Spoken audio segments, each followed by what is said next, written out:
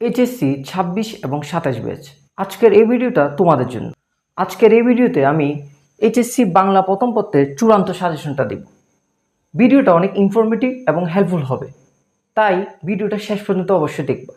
চলো আমরা শুরু করি ভিডিওটা। এইচএসসি বাংলা প্রথম পত্রের চূড়ান্ত সাজেশন নিয়ে আজকে বিস্তারিত আলোচনা করব। গত ভিডিওতে আমি তোমাদের জন্য কিছু গদ্য এবং পদ্য বাছাই করে দিয়েছিলাম।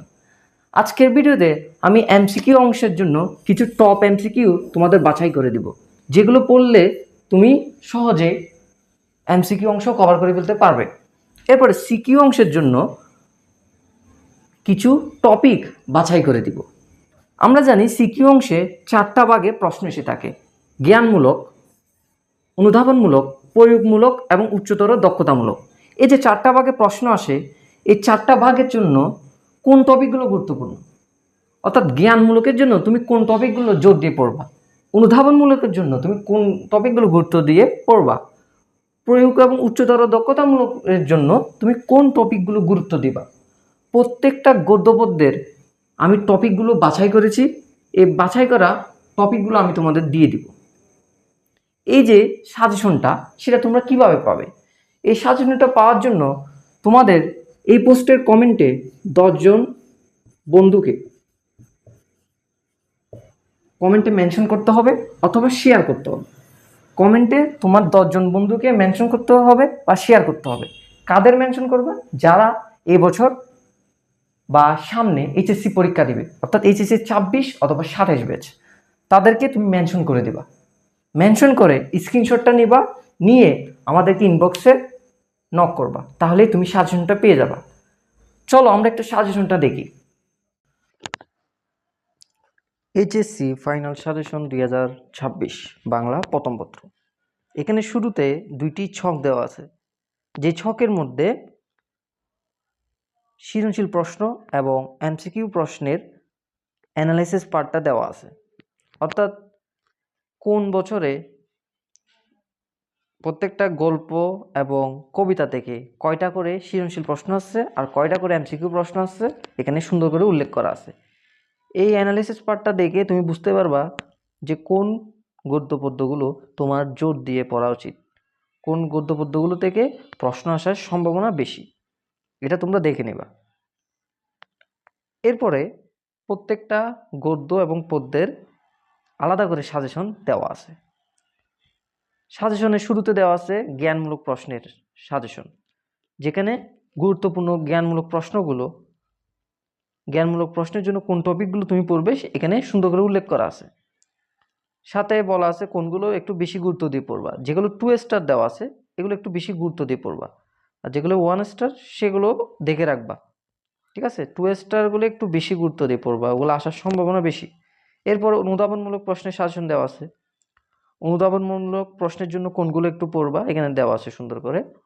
এরপরে প্রয়োগ ও উচ্চতর দক্ষতামূলক প্রশ্নের জন্য কোন টপিকগুলো বা বিষয়গুলো গুরুত্ব দিবা এখানে সুন্দর করে দেওয়া আছে, তোমরা দেখে নিবা। এই সাজেশনে যে জিনিসগুলো পড়তে বলা হয়েছে ওইগুলো যদি তুমি পড়ে শেষ করতে পারো, তাহলে তোমার বাংলা প্রথম পত্র কভার হয়ে যাবে। বাংলা প্রথম পত্রে আর কোনো সমস্যা থাকবে না, তুমি সহজে বাংলা প্রথম পত্র থেকে যে কোনো প্রশ্নের উত্তর দিতে পারবে এবং ভালো একটা রেজাল্ট করতে পারবে।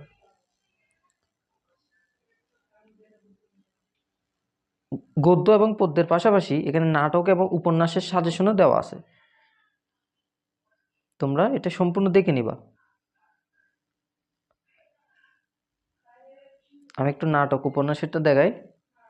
এই যেমন লালসাল উপন্যাসেরটা দেওয়া আছে যে জ্ঞানমূলকের জন্য কোনগুলো পড়বা, অনুধাবনমূলক প্রশ্নের জন্য কোনগুলো পড়বা, প্রয়োগ এবং উচ্চতর দক্ষতামূলকের জন্য কোন টপিকগুলো পড়বে এখানে সুন্দর করে বলা আছে।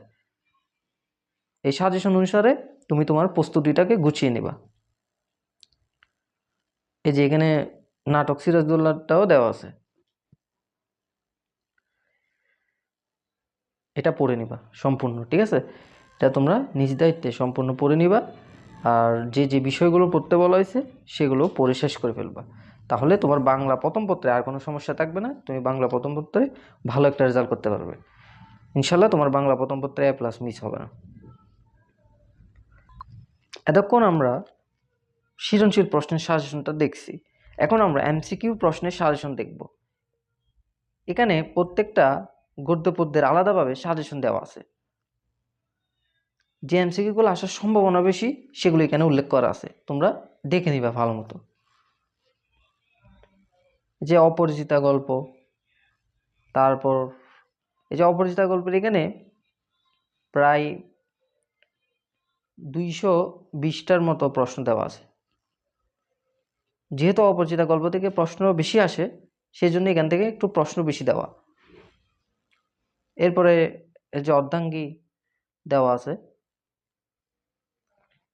অর্ধাঙ্গী থেকে প্রায় 100টার মতো প্রশ্ন দেওয়া আছে। তোমরা সম্পূর্ণটা দেখে নিবা, ঠিক আছে? এখানে তোমাদের ফুল সিলেবাসের সবগুলো গদ্য পদ্যের এমসিকিউ দেওয়া আছে। বিশেষ করে তোমরা যে গদ্য পদ্যগুলো আমি জোর দিয়ে পড়তে বলছি, যে গদ্য পদ্যগুলো থেকে প্রশ্ন বেশি আসে সেগুলো একটু তোমরা ভালো মতো পড়বা। তোমাদেরকে আমি 8টি গদ্য এবং 8টি পদ্য বাছাই করে দিয়েছিলাম। ওই 8টি গদ্য এবং পদ্য ভালো মতো দেখবা, কারণ ওইগুলো থেকে প্রশ্ন আসার সম্ভাবনা বেশি। তাই ভালো মতো ওইগুলো দেখে নিবা। এই যেমন এখানে বিলাসী দেওয়া আছে, ঠিক আছে? এটা সম্পূর্ণ তোমরা দেখে নিবা। প্রত্যেকটা গদ্য এবং পদ্যের আলাদা করে এমসিকিউ সাজেশন দেওয়া আছে। যে এমসিকিউগুলো আসার সম্ভাবনা বেশি, বিগত বছরে আসছে, সেগুলোই আমরা এখানে বাছাই করে সাজিয়ে দিছি। এই সাজেশনটা তোমরা কিভাবে পাবে? তোমাদের ছোট্ট একটা কাজ করতে হবে, সেটা হচ্ছে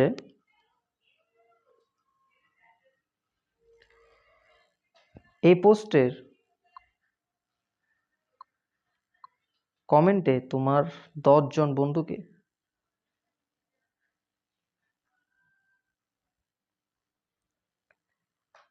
বন্ধুকে মেনশন করতে হবে, অথবা এই পোস্টটা 10 জন বন্ধুর কাছে শেয়ার করতে হবে। এই কাজটা করার পরে তুমি স্ক্রিনশট নিয়ে আমাদেরকে নক করবে, ইনবক্সে জানাই দিবে, তাহলে আমরা তোমাদেরকে সাজেশনটা দিয়ে দিব। 10 জন বন্ধুকে মেনশন করতে হবে অথবা 10 জন বন্ধুর কাছে শেয়ার করতে হবে। কাদের শেয়ার করবা বা কাদের মেনশন করবা? যারা এই বছর বা সামনে এইচএসসি পরীক্ষা দিবে, অর্থাৎ এইচএসসি 26 অথবা 27 ব্যাচ, তাদেরকে কি করবা? মেনশন করবা বা শেয়ার করে সাজেশন সম্পর্কে জানিয়ে দিবা। তারপর স্ক্রিনশট তুলে আমাদেরকে ইনবক্স করলে আমরা তোমাদেরকে সাজেশনটা দিয়ে দিব। দেখা হবে পরবর্তী কোনো ভিডিওতে। আল্লাহ হাফেজ।